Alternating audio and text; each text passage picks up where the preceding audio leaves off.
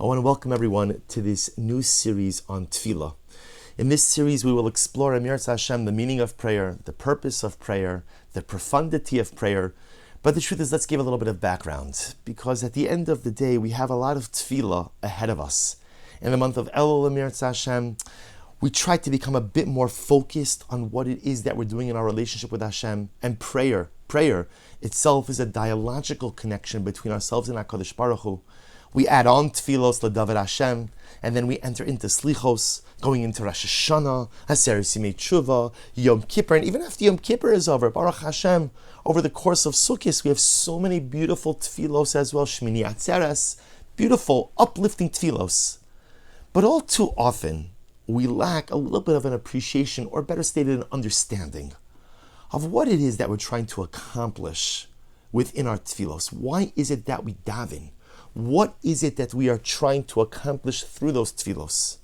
So in this shir, I'd like to give a little bit of just the conceptual background, a hashkafic background, without delving into any one specific tefillah.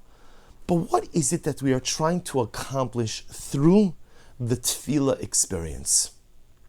In last week's parsha, in Parshas Eikev, Moshe Rabbeinu said an incredible statement to Klal Yisrael, and a statement that gets the attention of the Gemara of Chazal throughout the ages. And the pasuk is, this is in Dvarim Perek Yud Pasuk Yud Beis, chapter 10, verse 12. Moshe Rabbeinu says, V'ato Yisrael, and now Jewish people, Ma Hashem Elokecha shoal mi'imach. What does Hashem ask of you? Ki im liyiras Hashem Elokecha, literally again, to fear, or maybe better translated, to revere Hashem. Laleches bechol dirachav, to walk in all of His ways. Uli ahava also, and to love Him. V'la'avod es Hashem elokecha bechol levavcha bechol nafshecha, and to love Him with all of your heart and all of your soul. And of course, again, the commentaries, the Gemara in Maseches Brachos already jumps on this pasuk. Because think about it just a moment.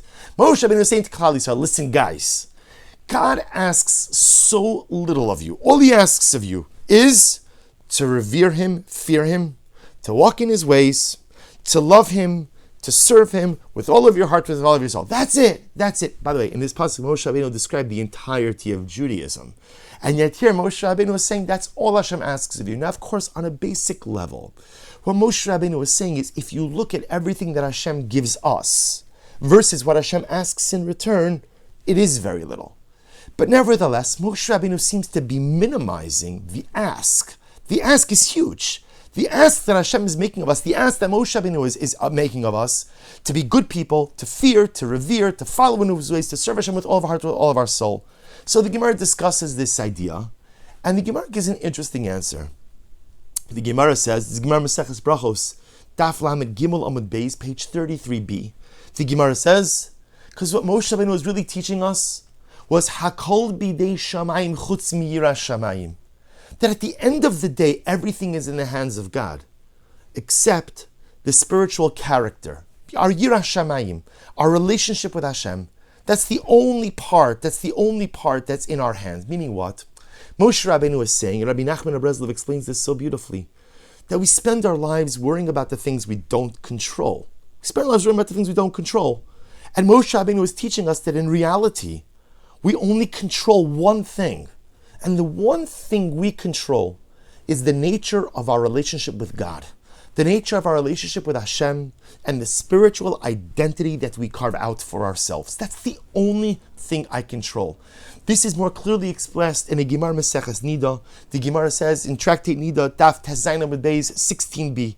The Gemara, beautiful Gemara, quoting Rabbi Chanina Bar Papa, Osa Malach Hamamuna Alei Rayim. The Gemara talks about that the angel who is in charge of pregnancy, when a woman becomes pregnant, the malach, what does he do? He takes the tipa, he takes the little drop, the little embryo, and he brings it before Hashem. And he says, Ribono shel olam tipa zu mate'ala.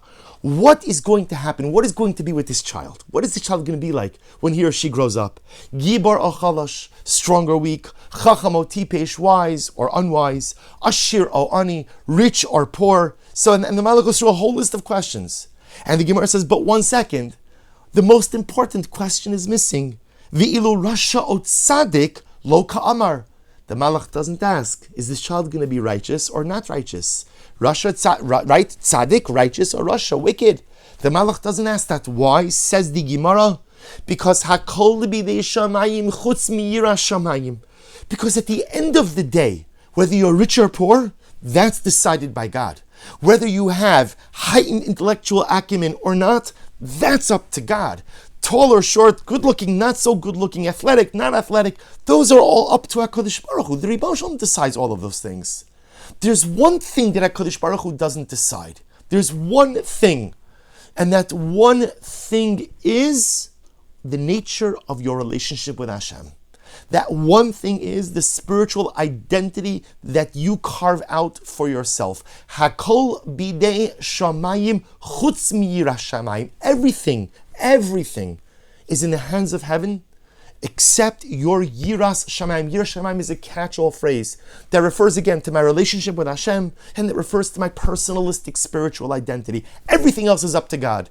The only thing I control is my relationship with my Father above and the nature of my spiritual religious identity. Hakol bidei shamayim chutz miyira shamayim. And now we understand what Moshe Rabbeinu was saying to Klal Yisrael. As Rabbi Nachman explains in the Kuti Halachas, Moshe Rabbeinu was saying to Klal Yisrael, guys, you're worrying about all the wrong stuff.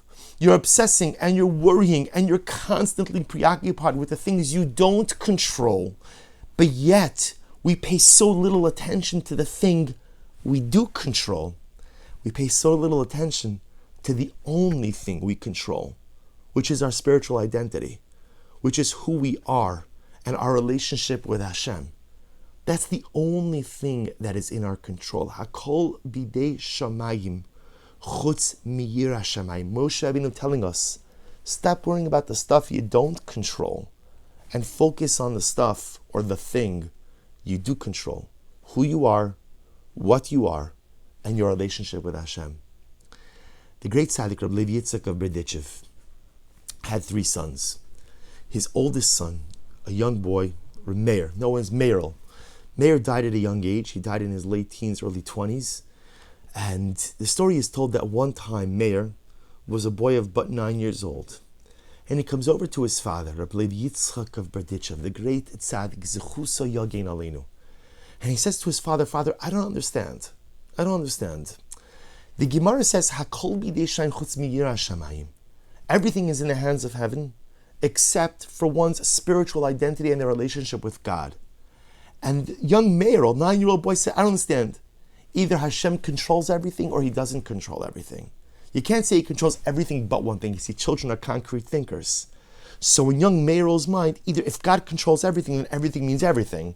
And if He doesn't control everything, then there must be a whole bunch of other stuff that He doesn't control either. Good kasha. The great tzaddik Rabbi Levi Yitzchak looks at his son Meir. He says, "Nu Meir, tell me, what do you think? What's the answer?" And dear friends, listen to what young Meir of Berditchev, a 9-year-old boy, said to his father. He said, "Father, I think the answer is like this.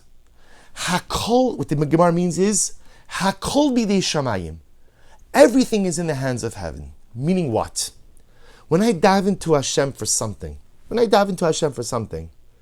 it's possible God is going to say yes, and it's just as possible God is going to say no. That's the way Tefillah works. God is not an ATM machine. You put in your card, put in your PIN code, and as long as you have money in the account, you'll get out, which is not the way it works. Kadosh Baruch Hu it's not a transactional relationship. I ask, you give, that's not how it works. Hakol b'dei shamayim. And we know this. We know this from our own tefillahs. How many times have we davened for things that we felt were like genuinely good, genuinely meaningful, a refuah shalema for someone, parnasa, a shidduch, children, and the answer sometimes is no.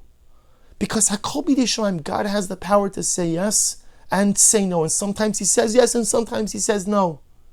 Chutz miyira shamayim. Said young Meirel of Berditchev, there's one thing that a Jew could daven for, that the answer is always yes. And what's that one thing? Is Yira Shamayim. If I daven to Hashem and I say to Hashem, God, I have but one request. I want a relationship with you.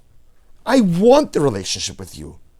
I love you, and I know you love me, but I don't feel we're as close as we could be. I don't feel we're as connected as we could be. So you know what I'm davening to you for?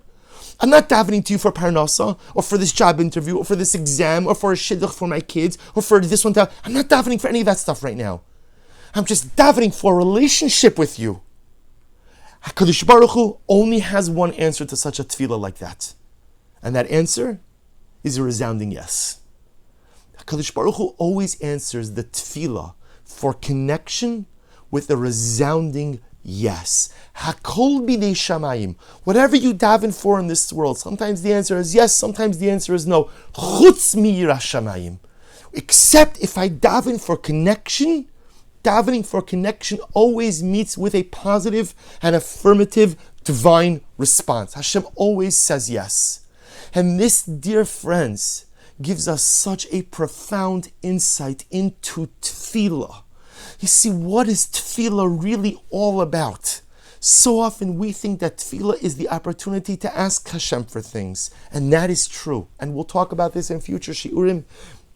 The ability to ask my Father for anything and everything is a huge part of tefillah, an incredible part of tefillah.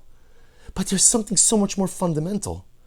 Tefillah, that dialogue with God, that dialogical connection, offers me the opportunity for just that, to say, Hashem, I want the relationship. Before I even ask you for anything, before I need anything, I just want to have a relationship. And by the way, my Father, I don't even necessarily know what that relationship means. And I don't know exactly what the relationship entails.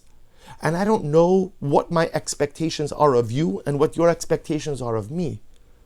But what I know is that I want connection. What I know is that I want relationship. The first step in meaningful tefillah doesn't begin with moda'ani or a siddur or a machzer.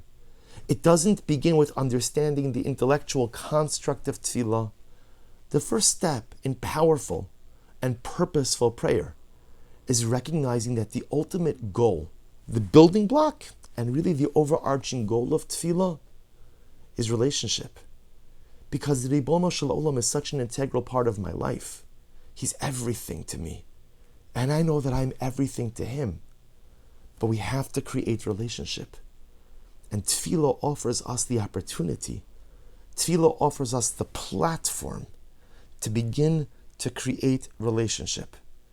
And the desire for relationship, God's desire for relationship, is so strong that you could daven for a lot of things, and maybe you'll get a yes, and maybe you'll get a no. But if you daven to Hashem a simple prayer that says, Ribono Shel Olam, I want to feel closer to you. I want to feel connected to you. That tefillah always meets with a resounding divine yes, with a resounding divine affirmative response. That tefillah is never turned away. David HaMelech says, we're going to begin saying, L'David Hashem Ori V'Yishin Chodesh Elu. And in one of the most meaningful phrases in that capital, David HaMelech says, Shifti beveis Hashem, Acha sha'alti me'es Hashem. I have one request of you, Hashem. Kol yimei chayai, one request. Shifti beveis Hashem kol yimei chayai. I just want to dwell in the house of God all the time, all the length of days. I just want to dwell there. And the Malbim, in his commentary on Tehillim, says, really, David HaMelech, that's all you want? You have one request to dwell in the house of Hashem? What about Parnasa? What about children? And what about Shidduch? And what about Shalom Bayis? What about all the things we daven for? All the things we daven for. David HaMelech understood, says the Malbim, Shifti beveis Hashem, dwelling in the house of God, represents relationship. And David HaMelech is saying, I know that if I have a relationship with you, everything else falls into place. It doesn't mean that I get everything I want. It doesn't mean everything goes the way that I want. But I know that when I have a relationship with you, Hashem, that relationship is my anchor. That relationship is my anchor in a turbulent sea of life. Without that relationship, I'm just floundering around. I'm flailing. I don't know where I'm going, I don't know what I'm doing. With that relationship, I have stability. With that relationship, I have strength. With that relationship, I have the ability to navigate even through the difficult things in life. With that relationship, I have the tools that I need to be successful in this adventure and in this journey called life. The first step in meaningful prayer is to understand that my goal is the creation of relationship. And to daven for relationship, How many of us, we've all davened for the same basic things, right? I've davened when I was a kid for the test, as I get older for the job interview, as I get a little bit older for the shidduch, as I get a little bit older for children, and then parnasa, and then this, and then that, and this was having this. But we all daven basically for the same bucket of things. But how many of us have davened to Hashem saying, Shalom, you know what? I'm not asking you for something tangible today. I'm davening to you for relationship. I just want to be connected. That's it. And I think that's our avoda now, especially during Chodesh Elul.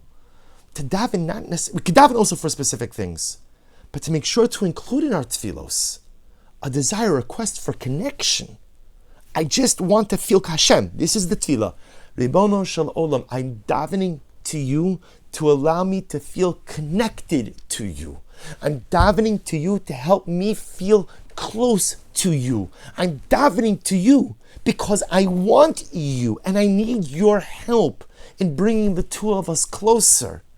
That's the first step in creating a relationship around tefillah. That's our avoda, especially during Chodesh Elul. As we prepare to enter into a season where there are so many tefillos, our tefillos are only meaningful if they are embedded in a context, in a framework of connection. Why am I davening? Why am I davening?